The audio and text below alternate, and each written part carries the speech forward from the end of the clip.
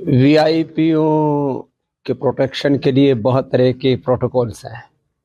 मोदी जी ने गरीब जाति, किसान जाति, युवा जाति, स्त्री जाति का एक नया संकल्प दिया है और उनके उत्थान के लिए उन्होंने जो योजनाएं बनाई हैं और पूरे भारत के लगभग आधी आबादी जो लाभार्थियों के रूप में उनके जीवन स्तर को ऊंचा उठाने के लिए देशवासियों को अपना परिवार मान के जो मोदी जी प्रचंड पुरुषार्थ कर रहे हैं, यह उनकी देशवासियों के लिए अनंत जो प्रेम, करुणा, वात्सल्य उसको दर्शाता है।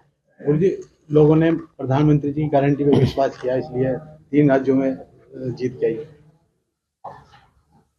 ट्रस्ट डेफिसिट, विश्वास का बहुत बड़ा संकट है देश में और राजनीतिक क्षेत्र में तो ये विश्वास और ज्यादा गहरा है।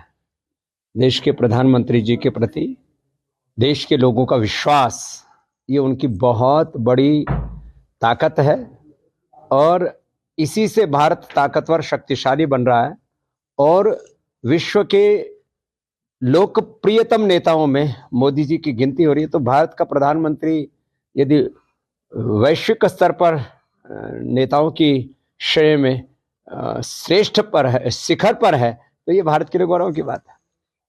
महाराज जी, आज अमित शाह जी देखिए कि इसमें गंगा आरती में इसका कितना प्रभाव पड़ेगा आने वाले चुनाव में और क्या कामना की है गंगा आरती में? देखो, हमारे देश के गृह मंत्री जी स्वभाव से सनातनी हैं।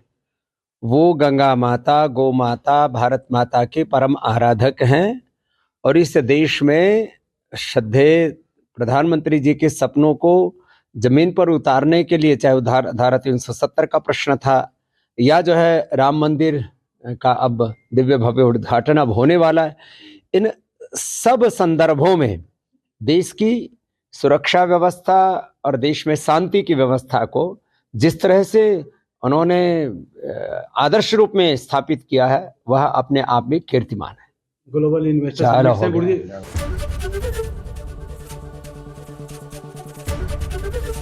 एबीपी गंगा, खबर आपकी, जुबान आपकी।